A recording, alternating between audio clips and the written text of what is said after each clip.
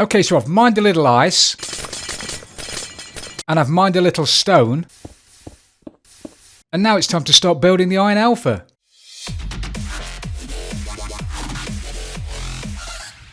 Hey everybody, this is Frilioth and welcome to another Minecraft video on the AlphaCraft server.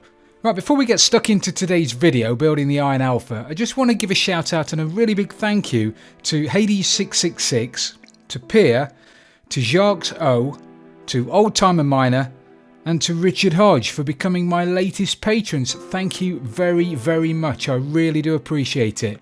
Thank you. Now, some of you may know what the Iron Alpha is. I posted a comment on Twitter a while ago now. It's a concept idea that I've been working on for a long, long time.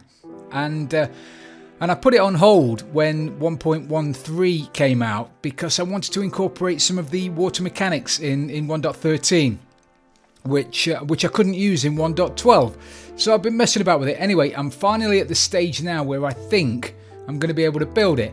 And in short, the Iron Alpha is a 60 village resettable iron farm. So normal iron farms, the ones that most of you are familiar with and have probably built yourselves, relies on one village. And it produces an iron golem on average every 6 minutes or so, 7 minutes. And you'll get about, 40 iron nuggets, iron bars, sorry, per hour if you AFK near it, which is normally okay. But I wanted to go one further than that. And in fairness, I went one further, then I went two further, then it was like 8 further. And I finished up with, hopefully, if it works, a 60 village. So this is going to be 60 times quicker than a normal iron farm. The golems are going to be raining down out of the sky. We're going to have more iron than we know what to do with. So, crikey, it's dark again. So first of all, I'm going to sleep, then I'm going to grab some netherrack, and I'm going to pillar up to about level 100. I think we'll start the alpha at level 100, which should give me plenty of room to mess about. Okay, so I've got my netherrack.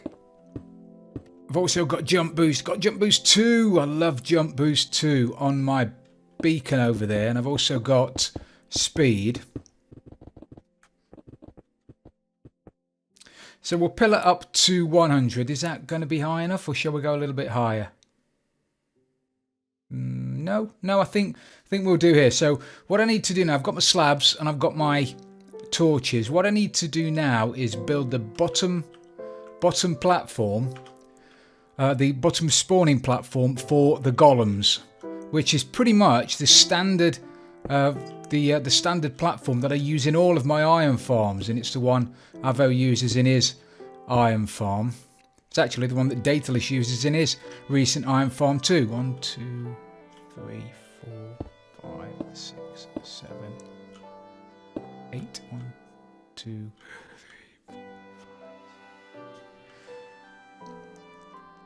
Measure 8 times and do it only the once. I'm sure somebody wiser than me said that.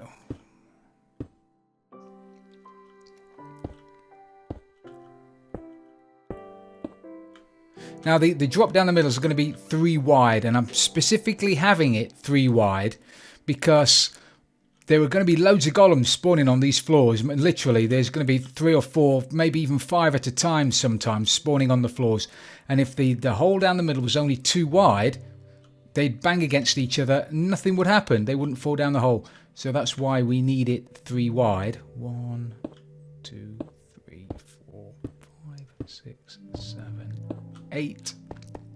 Because I don't want loads and loads of golems up here and then and not be able to have them falling down. 2, 3, 8. So I'll finish off this floor, and then, I mean, you can look at the floor when I finished it, but it's just going to be a spawning floor, which I'm sure you've seen before. But anyway, you can have a look at it in a second. Okay, 1 down, 2 more to do. I've got to build another 2 now, 2.5 blocks above this one. So 1, 2, 3, 4. Golems need they need an area of 4 air blocks to spawn into but really you can manipulate that and have it so that they only need 3.5 air blocks to spawn into. You can't have a solid block there, otherwise they won't spawn in that gap, but you can have a slab. So if we have a slab there and then put a floor there and then another 4 blocks above that with a slab, then that's plenty of room for the golems to spawn into. So I just need to put another floor at that height. So I'll be back in a minute. Right, I've just popped over to the station in the rain to have a look at what it looks like from over here. And that's what it's going to look like. There are going to be doors on the right hand side of it. There are going to be doors on the left hand side of it. Two rows of doors. And then there are going to be 4 columns in the middle. 2 of them are going to have more doors on them. And then the one at the front and the back are going to have water in them for the villagers to go up and down it in the minecart. So it'll become clearer while I'm building it. At the moment it's probably going to make no sense at all. But while I was over here, I thought I'd have a quick shifty at the station. My goodness, I knew this thing was big, and I've been following Jaques and Wild as they've been building it, but this is going to be epic. I couldn't even dream of building something this complicated, if I'm being honest.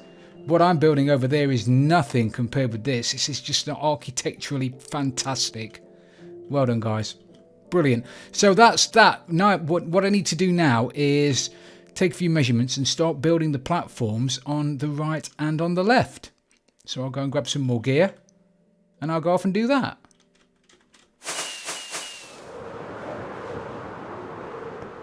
I've just popped over to Smurf Space to borrow some slime.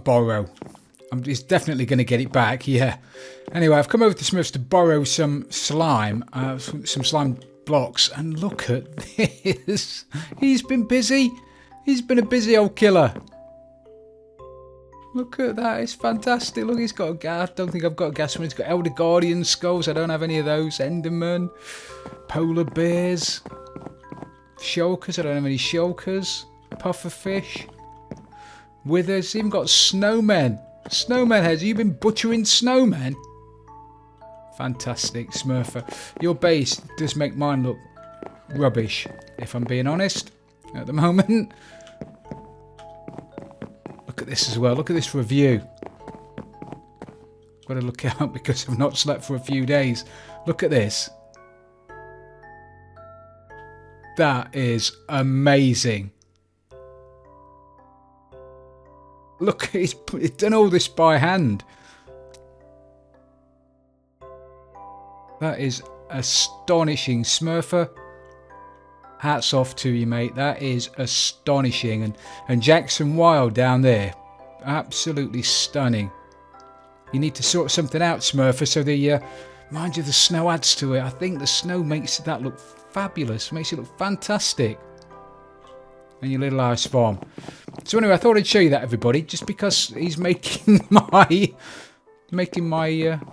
base look a bit pants. Anyway, back to spawn. Well, I've just realised I'm going to need loads and loads of doors. And if only I knew somebody who got a fantastic wood farm. Wouldn't that be brilliant? Oh, I do. It's me. Let's get rid of some of this. Throwing iron away. I shouldn't be throwing iron away. But need to. Needs must. So I'm going to pop into the tree farm. Have a chat with Boo. I've not seen her for a while. Grab myself some logs. Right, so now I need to start putting in the platforms on either side for the doors. So we need to find the middle, and I need to pillar out. Let's just whip out this block for a second. Yeah, whip out the right block for a second, Frills. And then if I pillar out that way, I need to put a ledge leading out there, I don't know, 20-ish or so blocks, and at the end of it there is going to be one villager, and he's like the key villager on this side of the farm, and he'll be right out there. And then about 7 or 8 blocks this way, and 2 blocks up is going to be the platform that is going to be 30 blocks long by 11 blocks deep, and that's going to have all of the doors on it. And then above that is going to be another platform that is 30 blocks long by 11 blocks deep, and that's going to have another 30 blocks on it.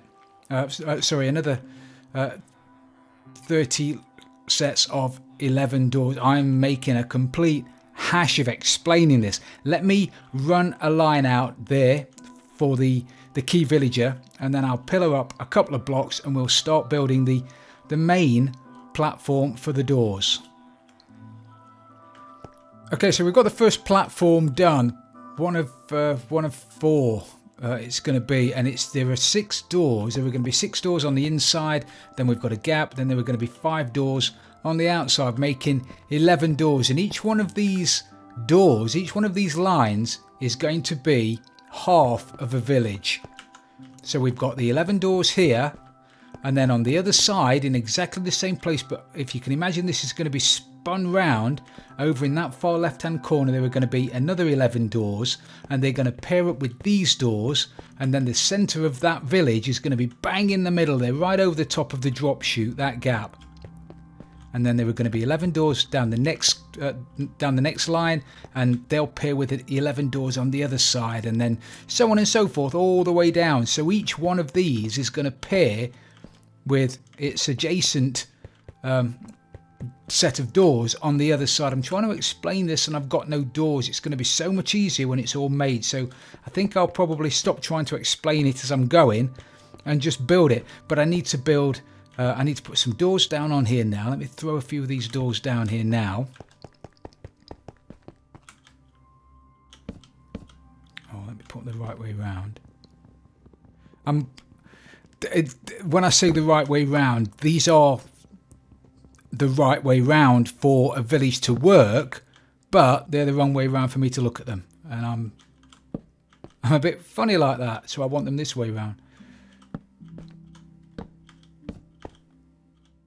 5, 6. So they're the first 6 doors, and the reason we're using 22 doors, as you probably know, is a village or an iron golem will only spawn in a village that has at least 22 valid doors, which is why we need 11 on this side. We need 11 on that side. I'm going to have to go down and do some sleeping because I've not slept for a few nights. The last thing I need while I'm up there perched on a ledge are phantoms. Fantastic. So I'm going to get up there now and put all of the doors along there if I've got enough. I don't know whether I've got enough.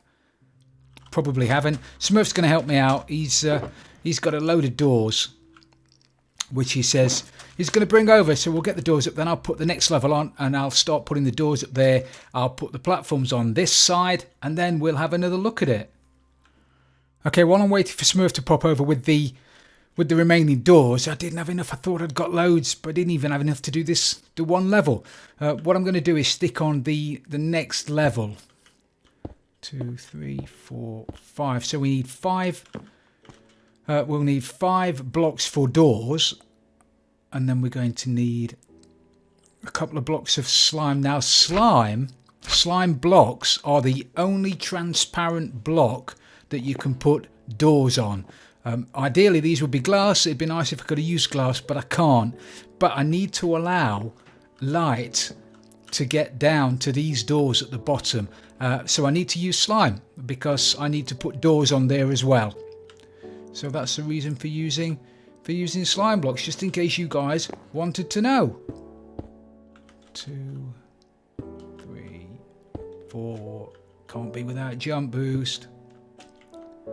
So now we've got the bottom doors on the bottom, obviously. Hey Smurf, and then we've got this platform, and then we'll have exactly the same with some more blocks along the top, and then a really, really fantastic mechanism. I can't wait to show you that. I'm really, really pleased with how the mechanism on the top that validates the doors works. So it's super complicated, but that's probably a job for for later on.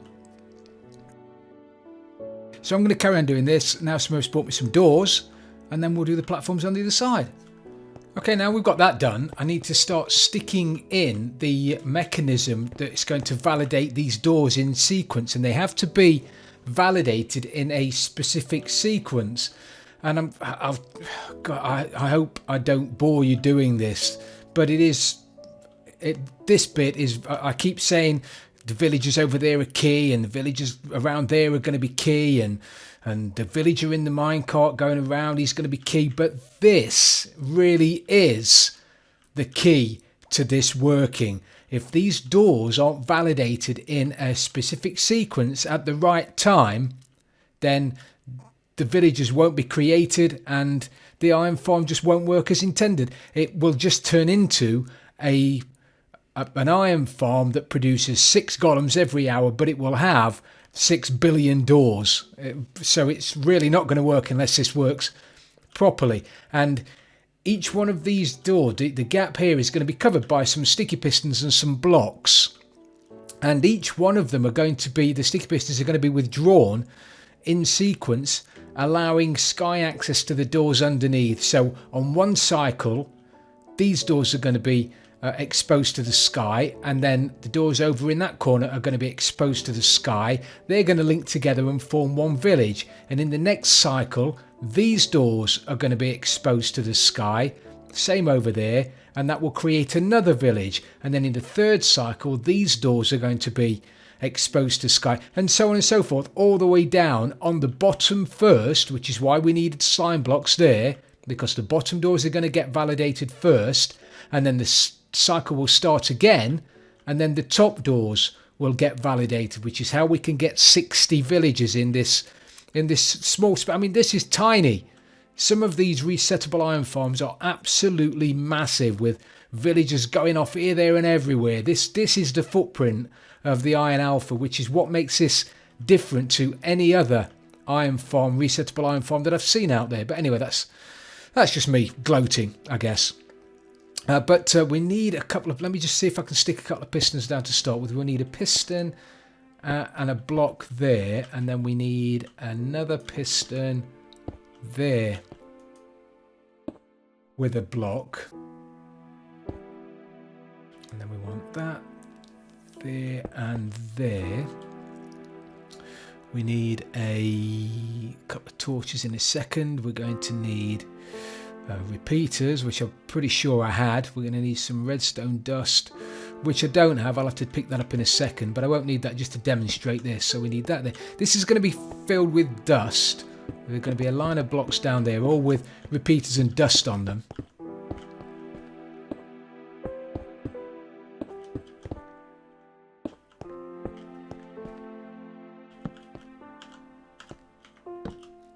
So that pattern's going to go all the way down there. And these are always going to be powered. They're always going to be on.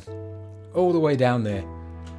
And then on this side, we're going to need a redstone torch. Here. And we need this to be unpowered for a second. Where are my levers? Here they are. Unpowered. This is just to demonstrate this. I won't be using levers, I'll be using the redstone mechanism, but I just want to show you this working. Darn it.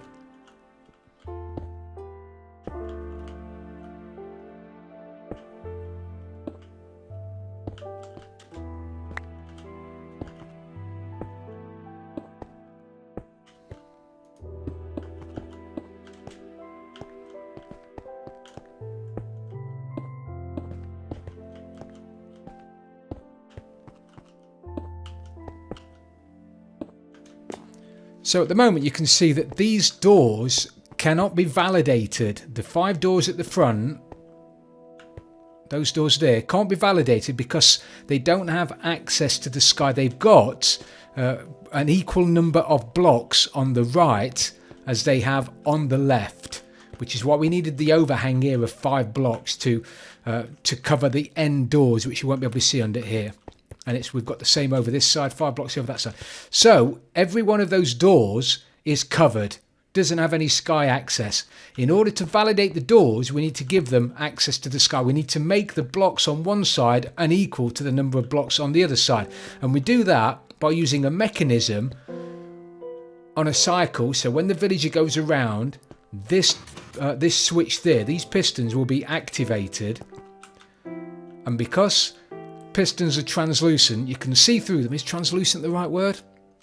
I think it is. So because they're translucent and they allow light to go through, that has now validated those doors at the bottom. Or it will do as soon as there's a villager in range.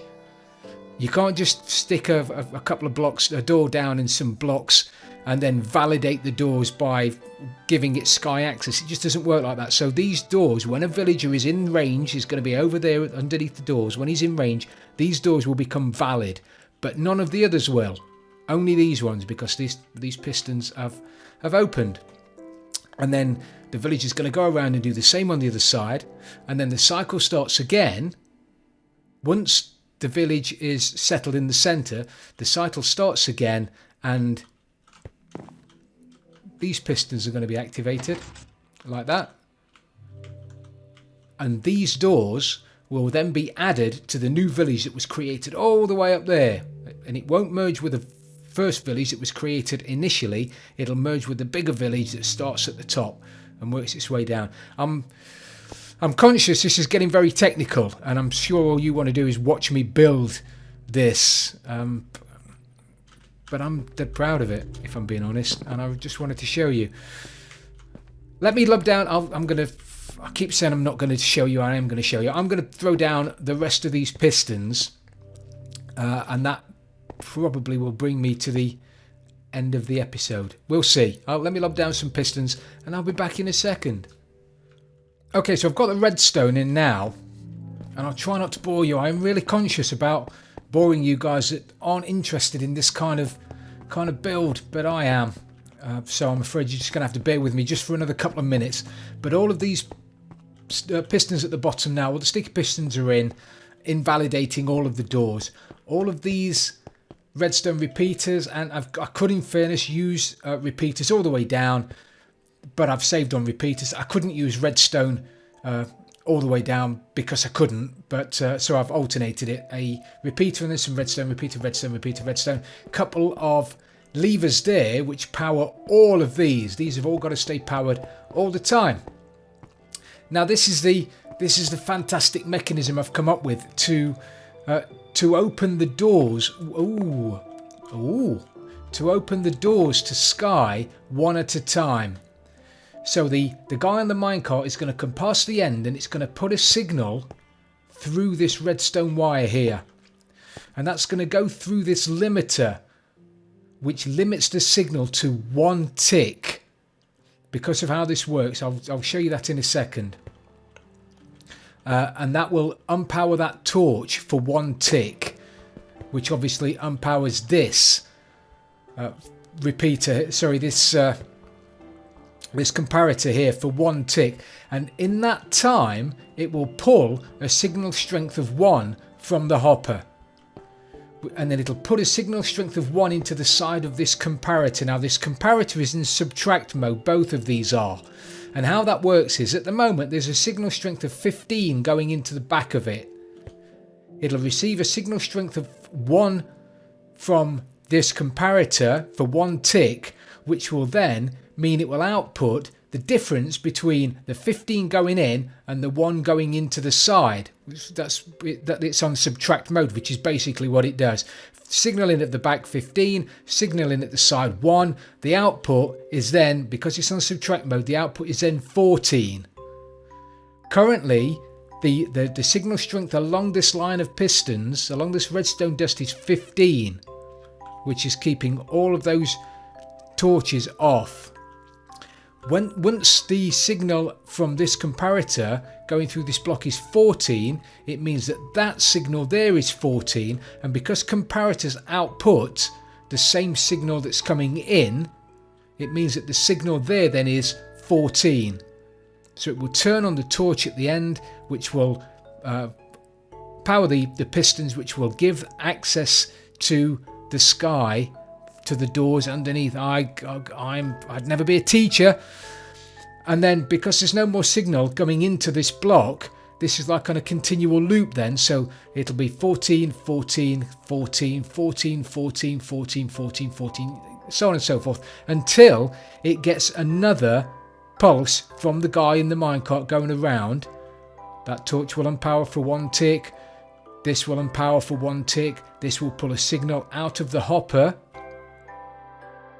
of 1, which will put 1 into the side of there. So all of a sudden, that's not 14 anymore. It goes down to 13, which reduces the signal strength in this line of redstone again to 13. And that piston down the end opens. Let me put a signal through it. Hopefully, I can show you.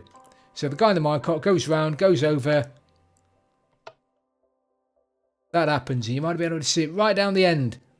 That light's come on, which means the pistons at the end have opened. It'll come around the next time, do it again. There you go. 2. And then he'll do it again.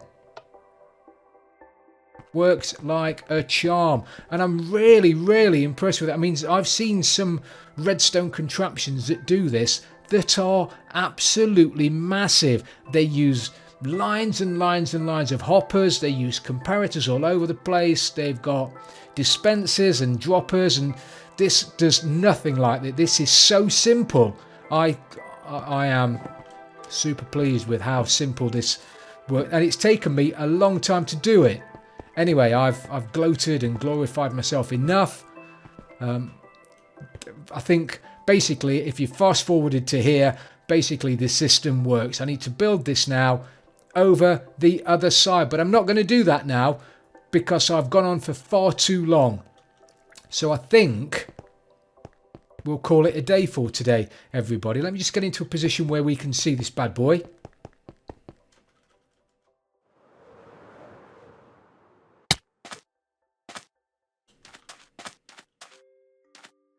And it's tiny compared with some of the iron farms I've seen. For 60 villages, this is tiny. So I hope you've enjoyed this episode. Hopefully I haven't bored you too much with the redstone. I find it interesting. If you want to see me building the contraption that's above my head now, if you want to see me building that somewhere over there, then I'm more than happy to build it. But I don't want to bore you to death.